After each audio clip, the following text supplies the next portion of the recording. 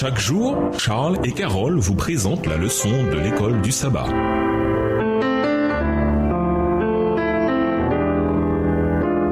Bienvenue à votre émission. Dieu nous parle. Nous la leçon de jeudi, s'attacher à Dieu. La seule manière pour Israël d'éviter la tentation de l'idolâtrie et la colère de Dieu, ce n'est pas en se souvenant constamment des interdictions de l'Alliance, mais en nourrissant une fidélité consciente et constante envers le Seigneur. Le verbe s'attacher, adhérer au Seigneur, voir Deutéronome 4, verset 4, est également employé pour décrire l'alliance conjugale prévue entre mari et femme. Genèse 2, verset 24. Et la loyauté de Ruth envers Noémie. Ruth 1, verset 14. Il est important de remarquer que, d'après l'évaluation de Josué, une telle fidélité a défini Israël comme nation jusqu'à ce jour. Malheureusement, la même affirmation ne sera pas vraie en ce qui concerne la suite de l'histoire d'Israël, comme le démontre le livre des Juges. Juge 2, les versets 2, 7 et 11, Juge 3, les versets 7 et 12, Juge 4, verset 1, etc. Josué appelle Israël à aimer le Seigneur son Dieu. Lisons Josué 23, le verset 11, à comparer avec Deutéronome 6, le verset 5. On ne peut forcer l'amour, sinon il cesse d'être ce qu'il est fondamentalement. Pourtant, dans quel sens l'amour peut-il être imposé? Josué 23, verset 11.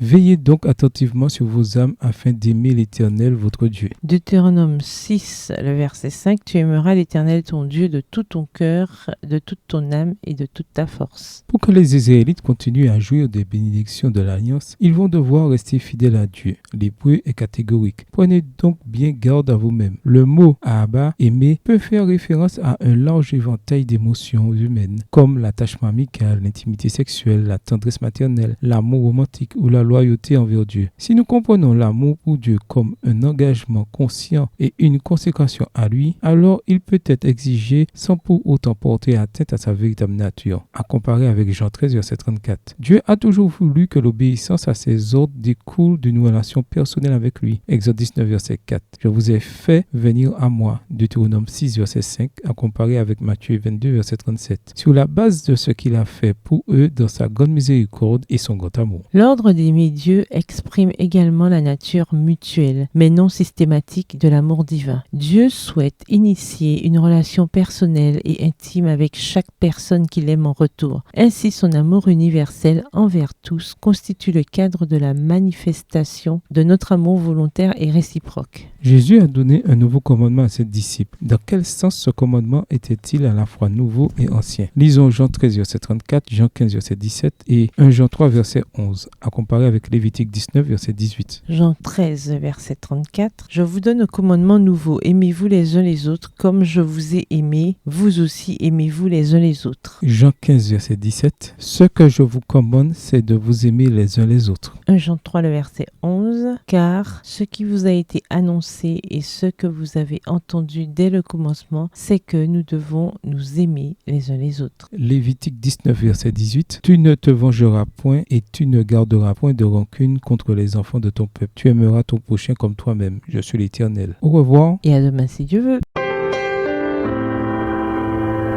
Dieu nous parle. Chaque jour, Charles et Carole vous présentent la leçon de l'école du sabbat.